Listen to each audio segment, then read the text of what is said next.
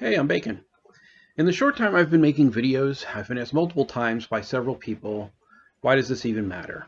Why does defining RPGs or defining roleplay or discussing role-playing in an intellectual manner matter? Typically the answer I've given is that it ultimately doesn't. No one's dying, nothing is at stake. But that answer isn't good enough. It's still half true, no one's actually dying, but there is something at stake, and I hope to prove that out over the course of what's going to be a new video series. In this series, I'm going to attempt to demonstrate the importance of role-playing games by defining them as a unique kind of modern myth. Specifically, I'm going to map Carl Jung's concepts onto the different aspects of role-playing games, from the more obvious fits, players, characters, classes, etc., to the less obvious, mechanical randomness, action resolution systems, the role of the GM, alignment, which can get extremely complicated, by the way, and in so doing, allow the importance Jung ascribes to myth regarding the human condition to likewise apply to role-playing games. My hope is that this will elevate role-playing games as well as answer the question, why does this matter? How pretentious of me. I'm going with Jung here because his work is what I most resonate with. If you don't like him or prefer any of the work that opposes his, then this will likely all sound like a crock of shit, and I'm okay with that. You can formulate your own answer to the question based on what resonates with you. Since I'm calling role-playing games a kind of modern myth, the most logical starting point is to define what that is. Paraphrasing Jung, a myth is a symbolic narrative that expresses fundamental truths about the human psyche and collective unconscious, which according to Jung, again paraphrasing, is a naturally occurring universal matter of human biology in conjunction with a dimension of spirituality. This is ultimately dependent on how you interpret his writing. Some say it's all biology, others say it's all spirituality. Jung himself likely falls somewhere in the middle. Myths incorporate archetypes as well as serve as archetypal stories in their own right, emerging from shared universal patterns of human experience. Breaking this down to make role-playing games a reflection of the Jungian myth, RPGs, like myths, incorporate archetypes. These archetypes manifest as classes, character concepts, and even alignment, which, as I said above, is a more difficult fit to be sure, all of which will be discussed in dedicated videos of their own, among other things like the role of the GM, mechanical randomness, action resolution, etc., in the future. Continuing the comparison, the resultant stories that emerge from role-playing game campaigns are archetypal in their own right as well, and the classes, character concepts, alignments, and the emergent story all result from shared universal patterns of human experience. I know just asserting this without providing the work can be meaningless, but as I just said, each of these will be receiving their own dedicated videos to tie them back to the thesis. This video is merely the introduction to these ideas, so I'm kind of teeing myself up for what's to come. Getting back on track, even if you can accept out of hand that RPGs are a kind of modern myth, I still have to establish their importance to answer the question posed at the top of the video. Why does it matter? Paraphrasing Jung again, myths function as a bridge between the conscious and unconscious mind, providing meaning, guidance, and insight, facilitating what Jung refers to as individuation, one of, if not the primary focuses of his work. Individuation is the lifelong process of becoming one's true self, not becoming perfect, but becoming whole, who you were always meant to be. It involves integrating the conscious and unconscious parts of the psyche, confronting and embracing the shadow, one of the four primary archetypes, and balancing the persona, another one of the four, with the authentic self, yet another. Through individuation, a person achieves wholeness and lives in harmony with their inner nature. This is why myths matter. They enable the unification of the unconscious with the conscious and aid in the reconciliation of the two, so the individual can become who they were always meant to be. So, too, this is the case with role-playing games. Now all I have to do is show how strong the comparison is. Piece of cake! So, At this point in my script, I came up with nothing regarding a natural transition into the next topic, but I want to establish the 4 primary archetypes, so pretend that this was a very natural topical transition, please and thank you. Jung identified 4 primary archetypes as foundational to his theories of the collective unconscious, though he acknowledged the existence of many others, example, the hero, the wise old man, the wise old woman, the great mother, the trickster, etc. The 4 I'm going to talk about are central because they structure how we relate to ourselves and the world.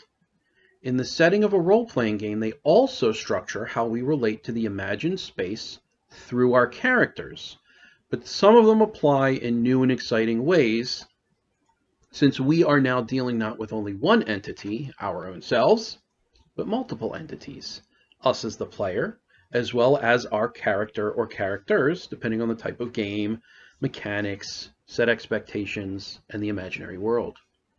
You may have different ideas regarding how these may apply to a role-playing game, or if they even apply at all, but Jung's tradition is blessedly flexible, and so there's room for a wide variety of interpretations. This is just mine, but it's foundational to all of the rest of the videos I'll be making in this series. Here's a brief overview of the core or prime 4 archetypes, as well as the part they play in individuation, their role-playing game analog as defined by me, and how they facilitate individuation under Jung's tradition.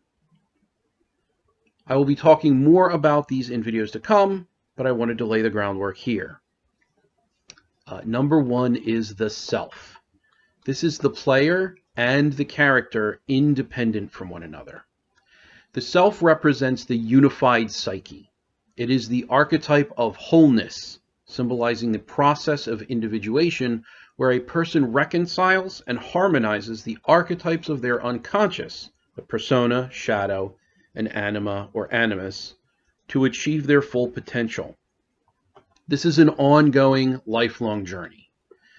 It is the ultimate goal of individuation, representing the harmonious integration of all aspects of the psyche, conscious and unconscious, personal and collective.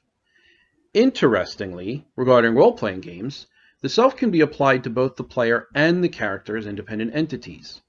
The player could be seen as embodying the self because they are the central point through which all other aspects of the game experience are brought together and integrated. The character also embodies aspects of the self because they are on their own journey of individuation as directed by the player, experiencing the integration of their own shadow, anima or animus, and persona, which in turn represent these same aspects in the player. The persona is the character. I think it's pretty obvious. The persona is the mask we wear in public, or in this case, the character we play in the game, representing the roles we play in society. In the Jungian tradition, it is the socially acceptable version of ourselves that helps us navigate external relationships and expectations.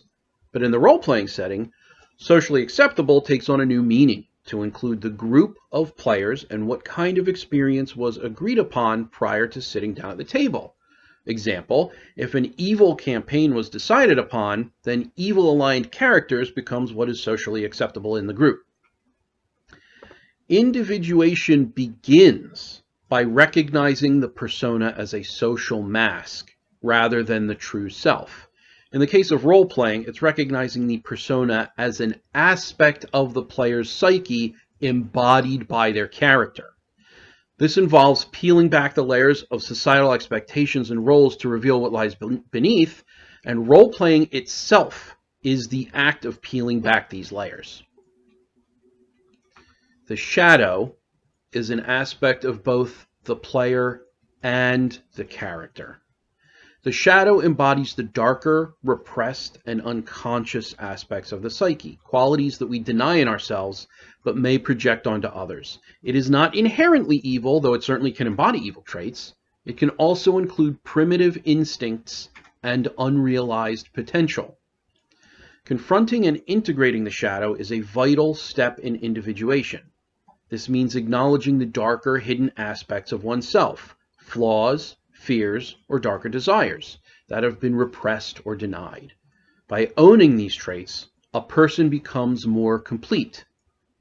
The shadow is present across a multitude of role-playing mechanics and concepts. We'll be seeing much more of this specific prime archetype in future videos. The Anima or the Animus, which is an aspect of both the player and the character, like the shadow. The Anima is the feminine aspect within the masculine psyche. The Animus is the masculine aspect within the feminine psyche. It is the yin and yang relationship of masculinity and femininity. The integration of the anima, or animus, connects an individual to their inner opposite, fostering emotional balance and understanding. This can most easily be recognized in the sex and gender of the character contrasted with the player, but also in the emergent behaviors of the character.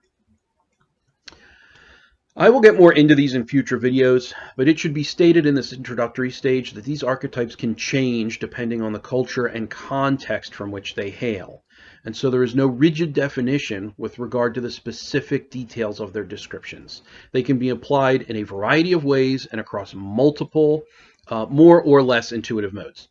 For example, and as a taste of what's to come, the trickster archetype can be expressed via the rogue class, but also as the chaotic end of the order to chaos alignment continuum. The shadow can be expressed as the evil end of the good to evil alignment continuum, but also as a much more nuanced component of all aspects of all archetypes across all modes, be they class, alignment, character, concept, etc. This gets very complicated the further down the rabbit hole we go, and we're gearing up to go pretty far down. Thank you all for watching. I guess I should start saying this, so please do like and subscribe. And I will see you in the next video, which should be coming out, I hope, tomorrow evening, so one day from now. But there's still quite a bit of writing that I need to do to get it really straightened out. So look for videos on this subject in the future, addressing multiple topics that apply to role-playing games. I'm really excited to be presenting this. I thank you for your time and attention, and I'll talk to you soon. Take care.